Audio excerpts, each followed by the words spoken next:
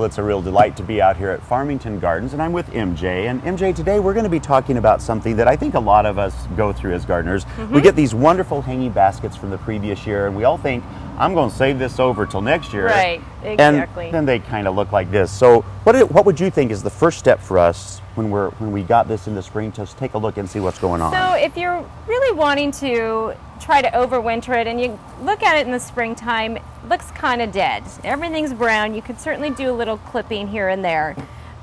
If you can sometimes see a little bit of green down at the bottom, yeah, the plant might be viable, may survive for the following summer, but it's going to take it a long time to really get up to that size that will fill the container. So rather than do that, couldn't we just start over? Wouldn't that? We could start over. You could start over with a lot of new fresh material, fresh soil, and give it a good fertilizer. And too, that we should make the point that when you start with fresh soil, this stuff has been used up, so you really would have to fertilize more, unless you take it all out and start over anyway. Right, and it's hard to get that extra fertilizer. A lot of these plants get quite root bound over the summertime and through the fall and winter months. Yeah, that's They're a lot hard of to roots pull in out, there. so it's easier just to dump the whole thing and start again. Start fresh. And you have some great ideas out here at Farmington Garden because of your plant selections, and so you're going to put a little thing together here for us. I am. So what I'm going to start with, I think about foliage as I'm going through my containers. I think about things that might last through the season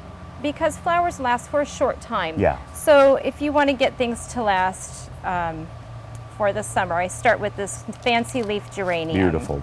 It's really nice. It's going to give it, the whole thing, a lot of color, a lot of dimension with the different shades in it. And then I'm going to add some things that are going to fill it a little bit, some pretty blues. This Veronica is considered an evergreen plant, so it'll bloom quite a bit in the spring. And it has a long bloom time, too. It does. It certainly does, with those real dainty blue flowers. It kind of resembles lobelia. Yeah. And unlike lobelia, this is a perennial, so it will stay in your container for the fall. Hopefully this would look better than the one that I brought in to show you. Yeah, that's correct. That's correct. And what are your concepts of, like, do you think about color too, besides the leaf? I mean, bloom time, stuff like that? I think about the colors, certainly, depending on where I'm going to plant it. Does it need full sun? Does it need shade? And what other, how long are the other things going to last that are in the container? So filling this is something that's going to last through the fall. Yeah. And then filling it with some of the spring blooming primroses, which... And then once those are gone, you could just replace them. Yep, you can take these out and replace it with maybe some petunias or geraniums or any other, filler summertime blooming flower that you like. And I would think too that you would also want to be at least cognizant of, like, if you're putting some plants that make like a lot of moisture versus ones that like it drier, put those things together. Yeah, you've got to make sure that you're getting a good assortment of plants, but that they all like the same type of growth habit. Nice. So we've got this. And then I'm also going to add something, the creeping Jenny, which I love this. Again, this is an evergreen plant. You're going to have it through summer, fall, and sometimes into the winter. So this is going to be something that's going to trail down the side. This is one of my favorite container plants. And that'll really add some length to the pot and let it really trail down beautifully. Yeah, that's correct.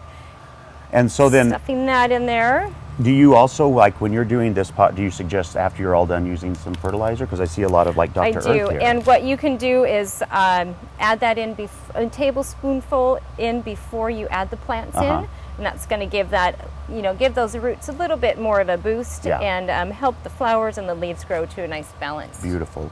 Well, a lot of us, we all get intimidated by certain things in life, and a lot of people get intimidated by these old baskets and don't know what to do with them. We would invite you to come down out here to Farmington Garden, talk to any of their staff, and get your baskets looking beautiful for the season to come. Thank you so much, MJ. Thank you.